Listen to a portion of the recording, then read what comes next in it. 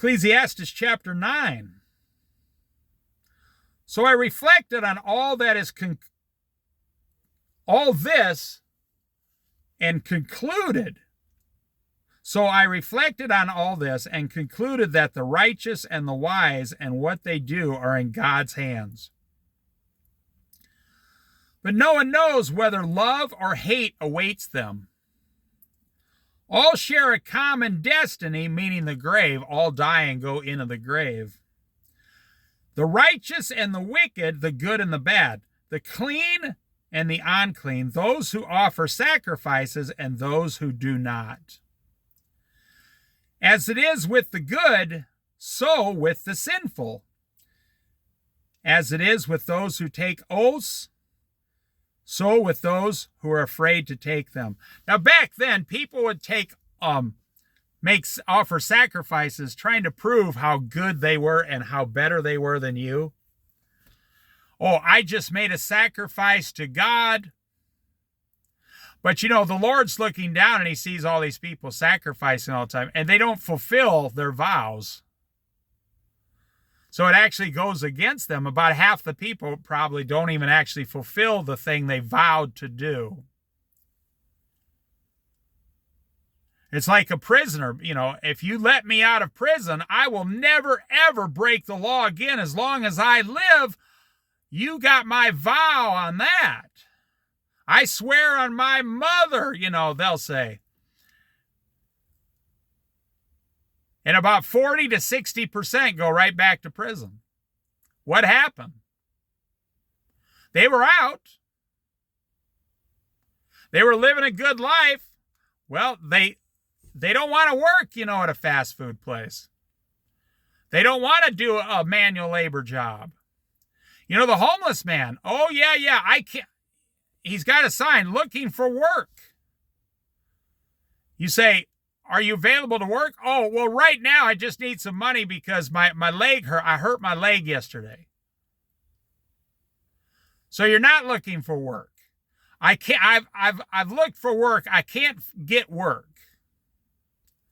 You see, that's how many things do you vow to God you're going to do? You take a vow when you're married. I vow to stay with this one husband, this one wife, this one woman, this one man, the rest of my life until death do us part. How many? 50%. 50% break that vow. 50%. On second marriages, it's 60%. On third marriages, it's 70%. On fourth marriages, I don't even know why you get married. Well, God tells you to get married. Yeah, but this is your fourth marriage. You got an 80% chance of getting divorced.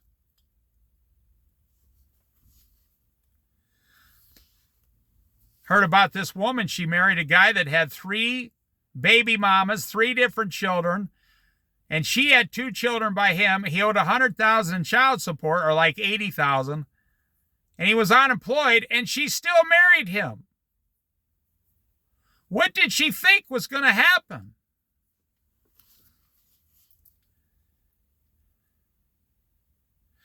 This is the evil in everything that happens under the sun.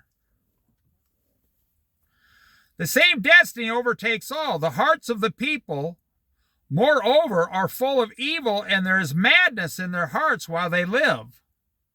Did you hear what that said? There is madness in your heart while you're living. What God calls your daily actions is madness. I want you to listen to what the word God is using to describe your actions.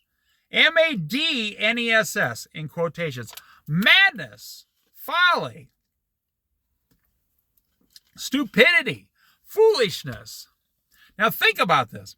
God says, if you went to God with your big capitalism lifestyle and says, hey, Lord, I want you to tell me the truth. What do you think about my lifestyle here on earth? And all the things I own and the houses and investments and, I'm trying to start a business. I'm always trying to make more money. The Lord would have to tell the truth because he can't speak anything but truth.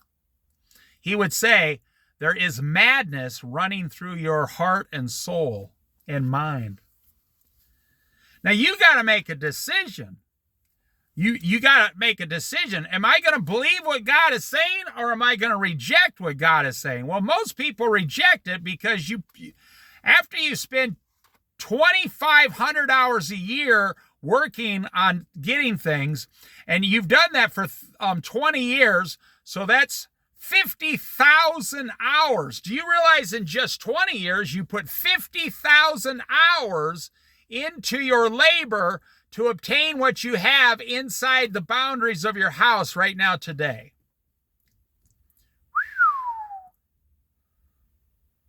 And you probably still don't have anything in your refrigerator because you eat it, it flushes out, and it's gone. It's a waste of money.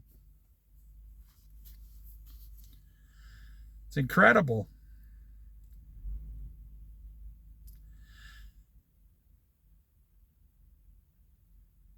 Moreover, are full of evil, and there is madness in their hearts while they live, and afterward they join the dead. Anyone who is among the living has hope. Even a live dog is better off than a dead lion. Yeah, we have hope in Christ now because we have the New Testament also to combine the teachings together. For the living know that they will die, but the dead know nothing. Well, that's not technically true now that we have the New Testament and we know you're either in heaven and you know everything, or you're in hell and you're suffering everything. So in heaven or hell, you are fully aware of everything. They have no future further reward, and even their name is forgotten. Well, Jesus doesn't forget your name. But they didn't have Jesus on the cross in the Old Testament. Their love, their hate, and their jealousy have long since vanished. Never again will they have a part in anything that happens under the sun. Well, if you're with Christ, you'll be alive during the 1,000-year reign. Now, here's what I'm saying. Here's what the Bible is saying, teaching in that. He's really saying you spent your whole life running for something, and then you're going to die, and it was all useless. And nobody's going to really remember who you were. Nobody's going to pay attention to you. Nobody's going to care about you.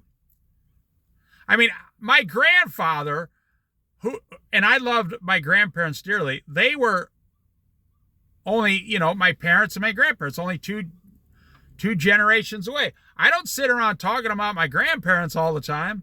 I might talk about them, 4, 5, 10 times a year at the most. And I talk about them more than other people. Some of my relatives, they don't even mention our own parents. They've forgotten our own parents. So do you see what the Bible's saying? You're spending 2,500 hours a year for a paycheck. Every 10 years, you spend 25,000 hours working for the things of this world. That sounds horrible. In 30 years, you spend 75,000 hours. So the average person works 40 years, 100,000 hours to get the things that you own on your property today by age 60. Now check it out. And the devil is laughing at you. God is telling you you have madness. And the devil is laughing. He is laughing that he has tricked you into chasing money instead of chasing Jesus. And I'm bringing this up because you agree with me. You yourselves out there, you don't even like living your life. You're like, you're right. Dave's right. The Bible's right. I am spending 100,000 hours in my lifetime just to end up with a few trinkets at the end of my life when I'm 65 years old.